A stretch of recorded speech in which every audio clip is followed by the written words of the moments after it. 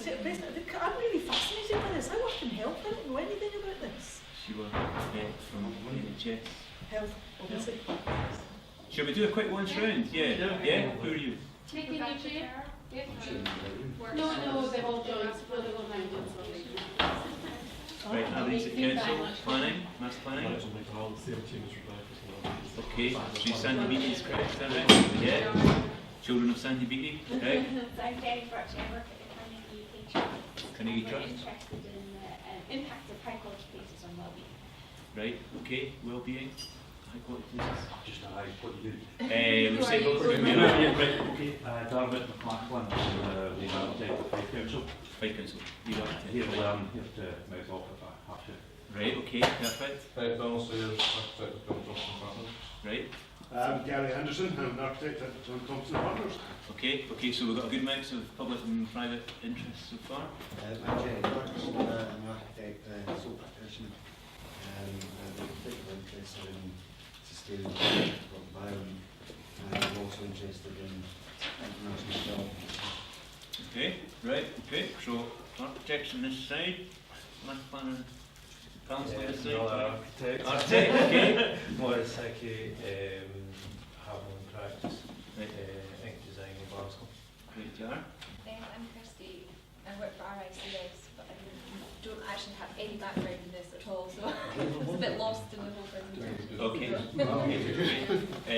Well, I'm Eric Dawson. I'm an architect and a planner in a variety of public-private backgrounds, so I think that kind of covered it.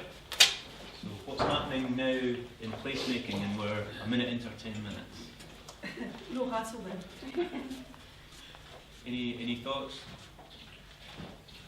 Just maybe one observation that I noticed during the conference, two observations. One, the conference was remarkably about placemaking, about professionalism, about the public, and there wasn't a lot of presentation from the public. And I understand why that is, because I've often found this dilemma that the public tends to be ex-directory, and they're usually not available on Friday afternoon to come to conferences, and it's too difficult to get an understanding of what is the public, how, who are those people, what are, who do they represent, what is the representation, how do you latch into to that? It's just a very complex thing, and I think it's illustrated quite well today, the fact that there's not a public representative who's potentially, perhaps that component doesn't exist.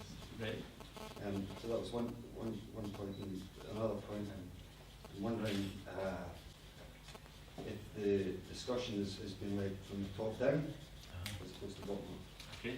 I think if we consider the people around here as kind of decision makers, policy makers, whatever, it's a very much top tier, if you like, and I worry that I think that represents the politics that we have in society. And I just wonder if the real problem is not flipping that upside down. Okay. And working from the bottom. All right. So usual suspects, design professionals, and how do you kind of flip it? Which is kind of very relevant in the sense of a recent referendum, which kind of had mass participation, and a community empowerment bill, which is really inviting people to kind of make things happen for themselves. So anyone? I mean, we've kind of jumped in there. So we're saying placemaking is about people. It's about non-professionals, and it's about having kind of grassroots movement around what's right for them, not imposing views. Is that something that kind of people commonly buy into, or is there a difference of opinion about that? Is that what's happening? Well, I mean, I'm involved in a few small projects, and I agree with you. That's a fear. But one particular project that we're involved in is very much community based, and the community are the ones leading the project. We're actually only in there listening and giving whatever advice we can give and contributing to that. But it is very much community led, right? And that has to be the important aspect. I think that is the most important aspect. If we come in and say this is what you're doing, then that's all happened before, and that's what breaks communities down, what keeps communities together, and that's an important thing. Okay. So we're going to have diversity then. So not every place is the same. There's going to be some instances of strong community. Yeah, we're working on two different things. One is in a very, very poor community in Glasgow, and then another project we're doing is in a more creative environment where there's kind of the arts and stuff are more involved in it. So it is all about the local community, and we're just kind of there as part of that. Okay. I think the engagement process with the community needs to start from a very early stage of any kind of project, which quite often doesn't happen, and sometimes it's just almost a tick the box exercise. Right. Okay. And that we're involved in some projects where we've got a selection of both, depends on the client and how they want to present their proposals in moving forward. But sometimes sort of certain clients that we use, they engage in a public presentation, but it's at a point where they can't really, the public can't have any real input into the process, so it's too late. Okay. So it's the kind of really. So getting in at the right time. And I think that's, that again, I made reference to that community empowerment bill discussion. The same things coming out relative to that, and also planning aid. We've got different levels of engagement.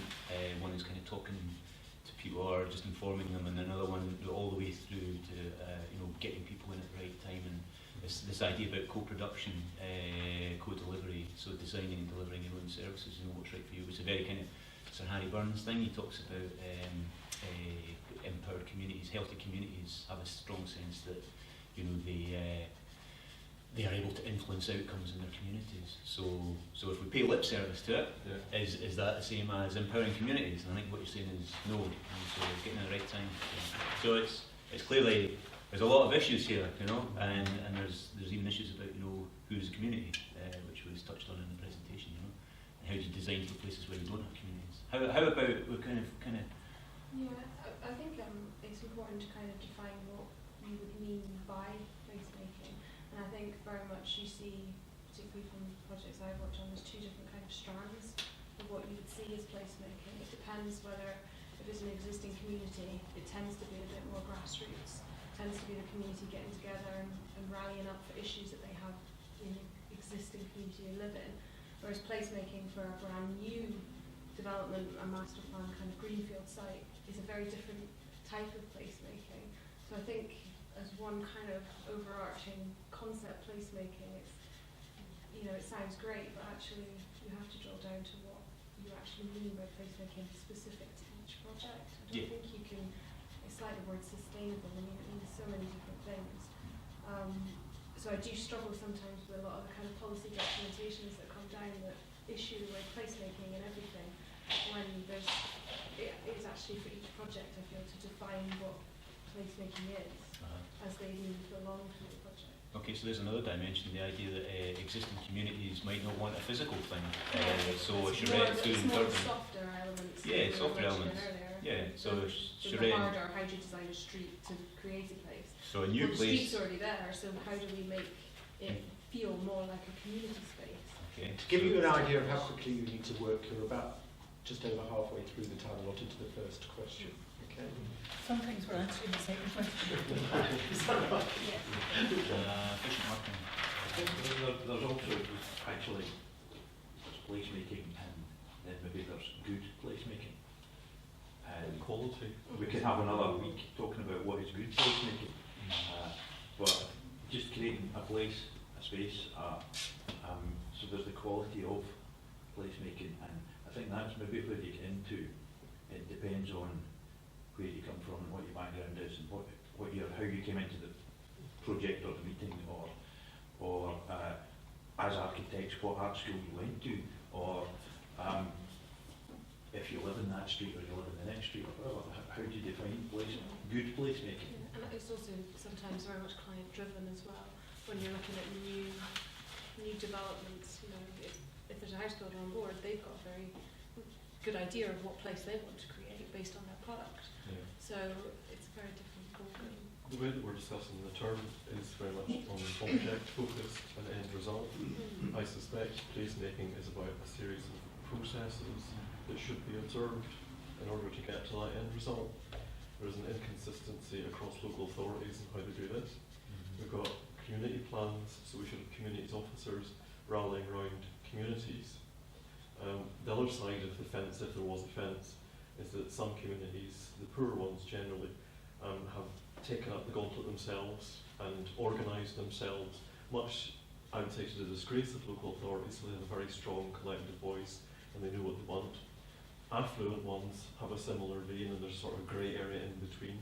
So I think it's probably to try and define how local authorities engage or intend to engage. Okay. Right, and that's very pertinent in the sense that we're bankrupt. We need to make budget savings. We're aligning, some authorities are already taking community planning and spatial planning and trying to get them to work together much more very pragmatic. So that is kind of changing mindsets, it's changing outcomes, it's changing skill sets. It's completely shifting this kind of traditionalist view of what profession is and the kind of roles and responsibilities. Can I throw in a question on what's happening now in terms of how well then are different groups and different stakeholders and dare I say different professions actually working together in terms of existing practice? We've talked about the community, but how well or is it being led by one or two key professionals? Yeah, I mean, just from our perspective, we ran a competition earlier this year called Carnegie Prize for Design Wellbeing. So we're looking at community-led improvement projects. So I mean, we know that there are really good examples out there because we had some great entries and we had some great winners as well. So I mean, but we also know that obviously across Scotland we're not seeing all these fantastic community-led projects popping up. So there are gaps. Things aren't happening, there's definitely learning to be had there. And you asked about actually how well our professions and public bodies perhaps kind of collaborating and working together. We have some really good examples. So one of our projects was South South Council one, and it was about actually making kind of safer streets, and that was a really good example of the local authority working together with a charity and the local community to actually do things that actually the local people wanted to do. So they were concerned about cars parking on pavements, the fact that there was this park that wasn't being used, for example. So it was their issues and their improvements, and it was the local authority that was acting almost as a silent partner to help make that happen. So there are good examples out there, but I wouldn't say it was necessarily across the board. I know you have, but if you hadn't, you should be moving on to question 2. Okay. We're on question 4. You're going to tell me what it is later, aren't you? Okay, do you want me to just recap on what I got from question 1? Because at the end we'll have to prioritise which one you want me to go back, and then what I think you've already said about question 2. So what's happening now? We talked about difficulties in getting representatives of the public, concerns about top-down approaches. We said that there are some truly community-led projects with professional support, and that there are some very good examples and learning out there. We said that in some projects it sounds like engagement's happening too late, and we're always getting a tick-the-box kind of mentality. Oh, we've got to engage the community, we've already decided, we'll just go tell them what we're going to do.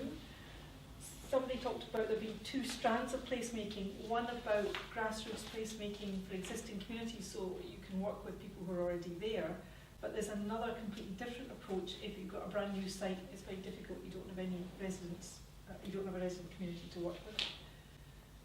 We talked about good place making being, it can be very client-based or informed. That sometimes poorer communities have become self-organising with little support or engagement from local authorities. And we talked about spatial and community planners working together or being asked to work together. And some good examples of co-production, for instance, one from Fife, where local government, a charity, and local community all work together. Is that the first round? Sorry, I get one on health crisis. It might be a good idea just to identify the priority now, and then you need to go back through it. Yep. Quick vote, you all have one vote. I'm going to do this the easy way. Who votes? I can feedback one thing. So, who votes that it's about difficulties in getting representatives from the public? Nobody, that's quick. Concerns about top-down approach? No? Some good examples of learning of community-led? You have to put your hand up. 1, 2, 3. Engagement happening too late? Tick the box kind of approach? 1, 2, 3. Oh, I'm not going to withdraw, it's going to be... The idea of different strands of placemaking, depending on whether or not there's a resident community. No.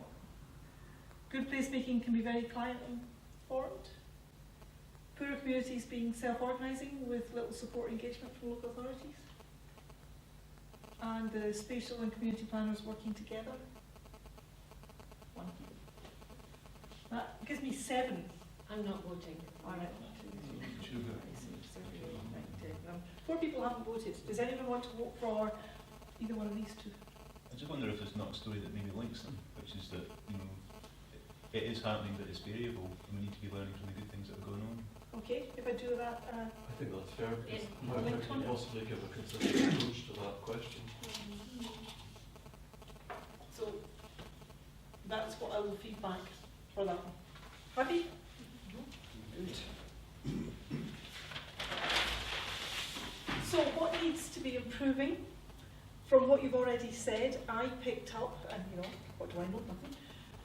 That there seemed to be a feeling within the group that we need to get engagement early in the project so we don't fall into the tick the box trap. And somebody said that each project needs to define its own placemaking. It's not something you can just get off the shelf. Placemaking is this. Okay. It's an attitude, state of mind, how you want to work. You may be happy to hear there is a change of plan.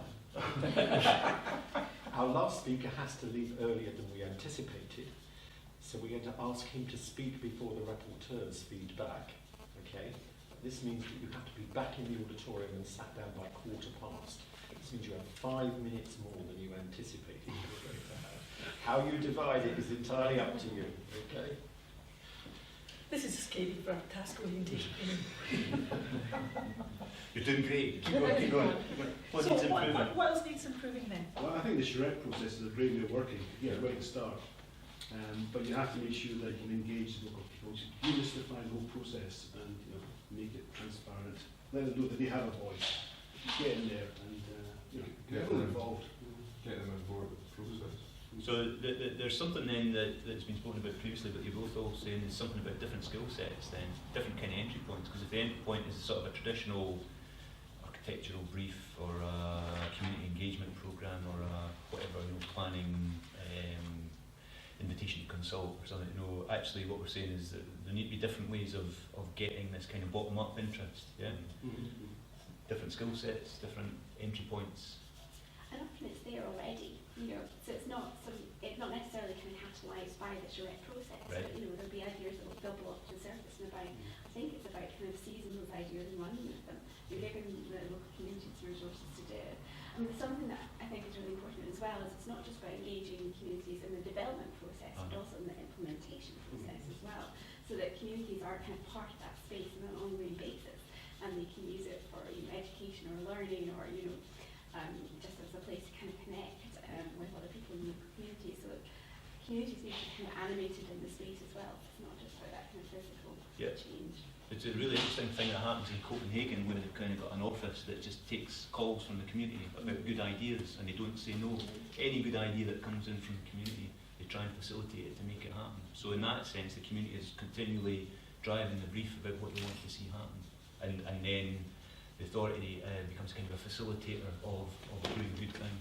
So it's not kind of setting budgets and devising programs, it's responding rapidly.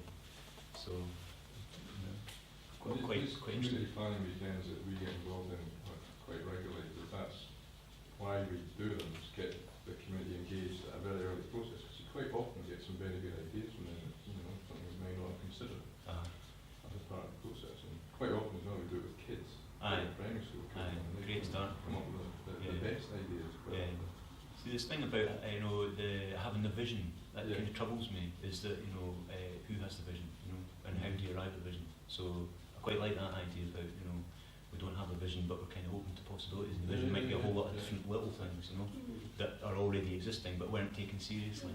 So kind of build it all up. Yeah. But you need to have the skills to promote that vision coming out. Or you maybe also have the skills to listen to what people are already saying about what's important to them, which are the kind of the non-physical things. The point you were making about, is that we're kind of structured towards planning consents and contractors and clients and contracts and all this kind of stuff, that actually maybe we need to be thinking it's different I suppose. So there's a change in professionalism in that sense, you know, because these aren't kind of learned things, these are quite responsive, adaptable things.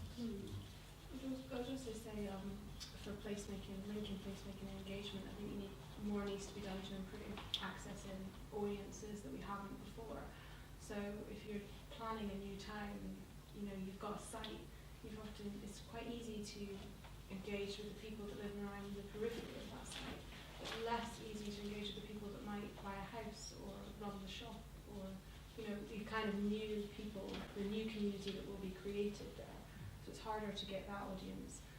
And it's also harder to try and get kind of younger people's audiences, whether it be in local development planning, you know, etc. I mean, the local development plan in Aberdeen have done a whole host of engagement with children in schools, going out and asking them questions, which, you know, nobody's really done before, which was really rewarding. But you know, it's hard work, and it does take on, you know, nobody would have thought being a planner you'd go out to, you know, schools and start talking about how they feel about the place that they live in. So I think we do need to improve like the range of audiences who are actually asking, not just people that live nearby and have vested interests. So there's something very important about this idea about diversity of interests, and actually in diversity there will be competing interests, and there will be judgment and trade-off, and there's something around that, about something I think you said about, you know, this kind of tick box mentality. Oh, we did community engagement and everything's cool now, but actually, public events tend to you know, very much go down that route of being a tick box exercise in the planning process, whereas at least if you combine master planning and placemaking, you can sometimes pull that a lot earlier in the process and actually try and look at different ways to engage, not just a public meeting, which can be quite negative and sometimes have the wrong atmosphere. So it's trying to go into their environment, ask them the questions, as opposed to, here we are, we're making this place, what do you think of it? So that's a kind of a shifting of attitudes from a kind of a previous one. Professionals had answers to getting in there and understanding the questions. So moving from answers to questions. And I think it will be hard at the start, because I think actually communities and public are not used to perhaps being given a site and a blank piece of paper and being asked, what do you think should go here, how do you think we should plan it? And so I think we're starting to learn now how sometimes the questions need to be posed to them slightly differently. You can't go to them with a plan and expect them to draw on where they want, you know, the streets to go. You actually have to start asking them about what kinds of places they like to go, why do they like visiting certain places. That's you know, the is trick. it the high street? It's dangling the right kind of question to get them engaged, to get them along. It's to make it about their experiences, their emotions, what they like about a place, and actually then it's the professional's job perhaps to take those opinions and then apply them in a planning way to get the end result. So something about, instead of pursuing, you know, answers, again, it's sort of understanding what is the outcome you want, and there might be different ways to get to the outcome, and what is the kind of the experiential quality that you're seeking to achieve here, as opposed to, the answer is housing, or the answer is high streets, or the answer is whatever. And if as a member, and as a non-planner or architect, I can say this, if as a member of the community you don't like it, then you're just being an NIMBY, and you can just go away and shut up. And you should have said earlier in our planning process that nobody explained to you and nobody said it's time to speak to us. I mean, that's what it feels like as a non-planner or non-architect. The process should actually involve creating relationships and trust, so that when things happen, everyone knows why they're happening, and you can move forward. But that's not, as a member of the public, that's not how I feel. I feel as if No, planning tells me it's going there, shut up. It should be that way, it's not generally. Yes. I'm glad you've attended consultation meetings that have had the same feeling to them that I've been to.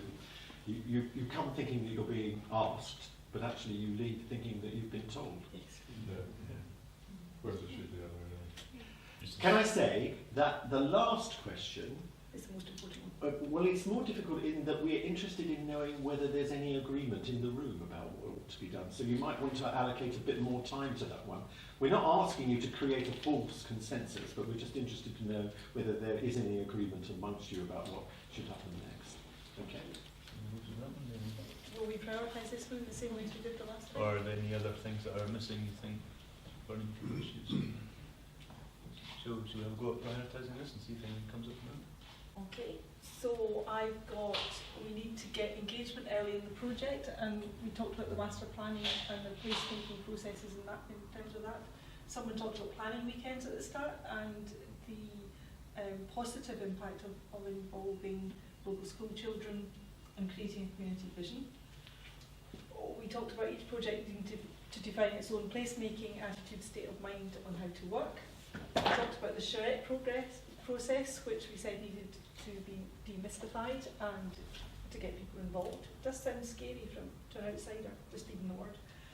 Meet different skill sets and entry points, and it's things about listening skills, about what local people want, changing professionalism and learning to ask the right questions, which aren't necessarily, it's the question you have to ask to get the answer you need for the professional question that's at the back of your mind. We need to engage communities in development and implementation, and the person who was talked about them being animated in their spaces. We need the idea of a continuous response to ideas for improvement, and that was and I can't remember where it was, but you talked about a country in Europe, a city in Europe where there's some people who just constantly take phone calls for suggestions for improvements. Copenhagen, right, I'll just write Copenhagen there, because then everyone else will go, oh yes. I suppose that was linking to the can-do attitude, you know, changing it to a can-do attitude. And the need to, I think I've written antidote, never mind, access a new range of audiences and find the people who make up the new communities, and we have to cope with diversities of interest. Actually, I think they're all saying the same thing. Are they all They're all saying? saying it's got to be accessible to everybody early and not put them off. You've got to get them in. And I think it's actually kind of saying the same thing, go around it. So accessible to everyone early, draw in, and don't put off. I would chuck in there someone's. It needs to be accessible early as a cultural norm. Yes. You know, Yes. it just needs to be kind of a normal thing, as opposed to a, hey, this is a good way of working. Actually, it should just be, this is the way we do things. You know, we don't think about it. It's not the hippie architects coming to town. It's just normal. Yeah. I mean, why should it be a charrette circus coming to town and leaving? Why should it just not be the norm? That's the way you do things. Okay. I think importantly, continue drawing as well.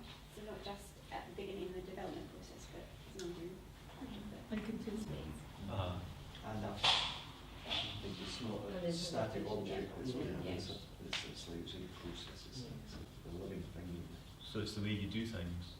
And the focus of the interventions, whatever, it shouldn't be seen as the end of itself. It's a part of a continuum of constant improvement. Part of that's kind of ownership, isn't it? It's ownership of the community. They have to take ownership of it. Okay. And given the ownership, then they'll take pride in it as well. Okay. And it will be a success and continue. Right. So ownership's really important. Okay, so ownership implies release as well, doesn't it? You know, so it's not just about communities having ownership; it's actually others letting go to enable that to happen as well. So that's part of that cultural norm. Yeah. What do the Rips think about all this? It's a cultural I change. don't know what RICS thinks, but I'm sorry, I've not been there long enough to really know what surveyors actually even do, and I have to say I would be very grateful if somebody could explain what charrette is to me. Oh, that's kind of a form of community engagement. It's like Because every time I've asked that question, people go, oh, and their eyes glaze over. Back on now. Because we've restructured the groups, we'd like to renumber you as Group 4. And could you put Group 4 on each of your flip chart sheets? We can. So this is heading towards the last question. Yeah. We've got 15 minutes to So be we're back pretty in good the for room. time. Yeah, we're fine. We're doing good. Yeah, we're doing.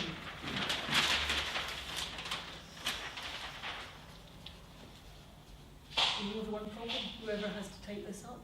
My writing. Oh, I think no, I've got notes as well, so That's not so bad then. I know what you mean. So what's the last one? What is the? I can't remember the actual question. What do you want to happen next? What do you want to happen next? What do you want to happen next? Want to happen. Okay. So I think it's in a way personal. This isn't about Scotland beating Ireland tonight. And, No. I There's just a want the train serious to game, run. serious game on tomorrow. Okay, so what do we want to happen next in terms of better placemaking? To some extent we've kind of alluded, I think we've kind of pointed that with, What needs to be improved? yeah, but can we kind of expand on that maybe? Or? I think it would be nice for community planning within the local authority to take a more combined and leadership approach with planning, so joint community planning and spatial planning. I do think it's a good idea at a local level, local development plan level, and to take on that kind of leadership role, so that placemaking is a bit more about the local government kind of area, as opposed to a developer coming in with so many fields of land they want to go into a new place, and there you do create a place and a vision along that way, but it's, I don't know, it's more difficult, it's less of that leadership. That Where goes the back- council feel that they're taking that leadership role, and that's where I think a lot of the public animosity towards them maybe comes, because it's very developer-led, pushed in the face, and this is what's happening. Okay, so that kind of goes back to Craig's thing about corporate working. So and also being very positive. So planning has been seen as a kind of a very positive corporate pulling together of ambitions for the council area. And I suppose there's something out there as well about a kind of a rebalancing of public and private and third sector kind of in balance. George parallels with a lot of the stuff that's going on elsewhere in Europe, and we have a very different way of planning our cities and planning where development should happen. I mean, we are in a plan-led system, however it's very much a developer bid-led system, which does make it deliverable in one sense, because obviously the land is under control of the developer who sees an interest in developing that land. But is it necessarily the best place to build new houses, a new community, a new place? Perhaps not. So there's Okay. a kind of unbalance. Anything you'd like to pick up on there or develop as part of that theme? Yeah, I just think, I guess it's sort of, we're a whole bunch of people who are in the public sector, where they are in health, and you realise that actually, if you want to do a preventative approach to health, you have to have some good quality of public spaces. Yes! My job is done. Sorry. No. Or whether you're in centre regeneration and actually looking at how can we kind of reignite the local economy. Public spaces are an important part of that as well. So it's about realising that actually community-led placemaking can help you realise outcomes, whatever sort of section of the public sector you're in. Again, that's a sort of collaborative approach, and perhaps it's about bringing it together through planning. Okay, and how do some of the kind of the more private sector orientated, are the architects in the room, how do they feel about this idea? I think that it needs to, the biggest thing is a cultural change. It needs to be a cultural change across all sections, not just professionals, planners, architects, people like that, but people that live in the communities, everyone in health. They're all part of the one. So we're all in this together. Is that we all have a sense of ownership? We all have to take responsibility. We all have to be responsible for it. A community is not just one group of people. It's not just one group of types of people or businesses or whatever. Communities are often in all strands of society, or should be, and too often are not in our society. They're not mixed enough. You get things like affordable housing. You have to provide a percentage of affordable housing for a development. The first thing a developer's asked, get rid of that. How can I get rid of that? I don't want that. That's going to lower my VAT.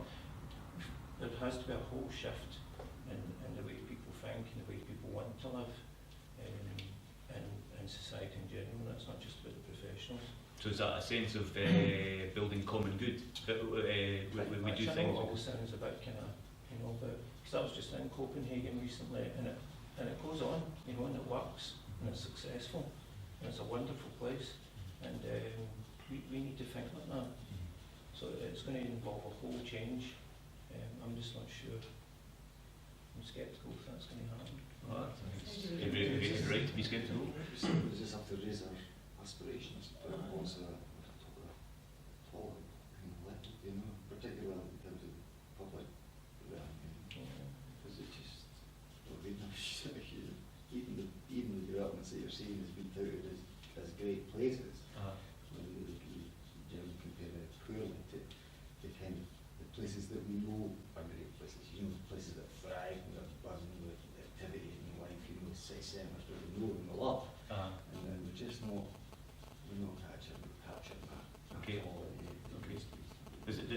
classic statement that communities get what communities demand, you know. And so if we're getting poor places, is it because we're not demanding as society the kind of places that we want to have? Because when you're talking about beds by development, you're quite right, that's the way it works, but let's basically most developers don't have an interest in that either. And so they want to maximise the profits and move on. Now, you can understand that from their point of view, but it's not a likely situation. So I thought, I would say just raise aspirations, particularly when it comes to the public. Okay, raise aspirations, but also maybe see the short-term developer interest in terms of delivering the longer-term public benefit, so that it's not a bad thing to have short. It's the thing that drives it. But so this thing is working in harmony with this thing, but actually, so it's not two separate things, and it's not a kind of competing. So it's a kind of a working together for the greater good, as it were. That's kind of is that where the kind of professional role maybe needs to change slightly? Right. Actually, you've been to Copenhagen, but your builder who wants to build 40 houses, hasn't he? And even if he did, he wouldn't see what you saw, because you've spent 7 years studying. And that's not to say because you see something other people don't see is better or worse, but it's like, how do we bring all that and the community get what the community demand, but the community don't actually know necessarily how good it can be. I think that's particularly true in terms of kind of dense urban development, let's say centre. It's like the thing with the classic house builder is he builds the houses that people want to buy. People want to buy them because they're the only houses there are. Because they don't know actually that dense urban housing, even in a small town, actually can be quite attractive. So how do we people that maybe know things, different things, and I'm not saying architect, I'm saying architect because I'm an architect, but everybody, the man that runs the butcher shop, everybody has that input. So I suppose how can we see what is possible, but also how do we recognise the negative things that come with the kind of the impoverished approaches? There's a price to pay for everything, and so if we understood what the negative externalities of kind of these things were, we'd be better placed to understand what why the positive things are worth pursuing. Real value. Yeah, so you're actually pricing things in real terms. Yeah. You have 5 minutes to agree with your rapporteur. What the single issue is against each of the questions. We've done it for the first two. Okay. And joy of joys, you've got 2 minutes, not a minute and a half to be talked about. Okay. 2 minutes, I'll take 20. Okay. So what I've got is we need to join up community planning and spatial planning, and the idea of spatial planners pulling together corporate ambition for their areas. That was one. Another one was recognising the contribution of community-led placemaking to wider outcomes, the idea that we're all in this together, the whole community and all strands of society, and we need a shift in societal thinking towards common good. And then the third one that I think I've got is something about needing to raise aspirations about what we think are tolerable places. We've got to become more demanding as a society, and communities have to know what else is possible, and we need to start considering negative externalities. And I think part of that was a discussion about the short-term developer interest. We need to meld that with long-term community benefit. And I think local authorities need to be more accessible and not some big. This gives the impression that how would you use an individual take your ideas, which would be a fantastic idea. How would you get it heard, listened to? I know we've got community councils now, but things take so long, years instead of months. And it's a matter of political will on the part of the local authorities to engage with the public. Like you give the example of Copenhagen and their streets aren't any wider than ours, yet they've got this fantastic segregated cycling and it's just a matter of political will. I think the Environment Minister only uses public transport. He hasn't got a big limo. He deliberately said, I don't want that, I'll use my bike and I'll use my public transport. They've got this fantastic public library, and very, very expensive, but political will. The grand projects are really fantastic pieces of individual design, but the public in Denmark, going back a generation or two, they demand, because they know what they want, they are prepared to pay for quality. And it's this business, somebody said about expectations, you know. But they know what can happen. Yeah. They know what can happen, but they want it to happen, and they're interested. I think there's a And programme. that's the product we get the politician, we get the environment we deserve as a public. Yeah. So, but I think local authorities could actually open up and realise that and actually go looking at what and give people a voice, more of a voice. But not just say, yeah, okay, you've had your say, you know, go away and sit and go on. We're the professionals, we take over now. And don't start placemaking with roads. The thing about Scandinavia was, I think that they embarked on a deliberate policy in the 60s and 70s to make good design in the round places a kind of cultural thing, so that people expected, they raised the bar of expectation. It's the norm to have good design. That's embedded in their thinking. It's embedded in their psyche. It's a process. It's not a like to have. That's why there needs to be a shift. But there needs to be a long-term plan that everybody buys into, and there has to be that political will. It can be done. It can be done. Are we veering towards this one then as being the one that, or do you want to take a vote? Raise aspirations. Do 3 minutes before I ask you to move. Do people see these as separate things, or is there a strand that's running through them? I actually think if local authorities enabled community planning so that there were officers out there within different communities, you establish a network that should actually channel in order to get things done. Because Denmark is a highly taxed country. A lot of the things we're talking about are publicly funded, and if you leave it to the private sector, you know, that's why the world economy crashed. You know, because they're only interested in their own little bit. There's an interesting different view, which is that if we're bankrupt and we have to do things differently and we can no longer carry on in silos, then maybe this is a route into doing things differently but better, for the better. Well, it's much lower. I think it's better because you can only do smaller scale projects, and in some ways the professionals go away, take a back seat. Public get on with it. There's only a few quid to spend. You have to account for every penny. And people are getting communities to do design because they can't pay the professionals. You know? I think it's good. It stopped the grand projects. Is nothing to do with the public. We're the professionals. We know what you want. Fuck off. I'm aware we've got 2 minutes to come up with one thing. Yeah. Do you want to do a vote thing again and see if we can then bring it back down again? Can I have votes for the first one, joining up community and spatial planning? Recognise the contribution of community-led placemaking and wider outcomes. 1, 2, 3. Raise aspirations about what are tolerable places. I want to vote for that one as well. Alright, we can have 1, 2, 3, 4, 5.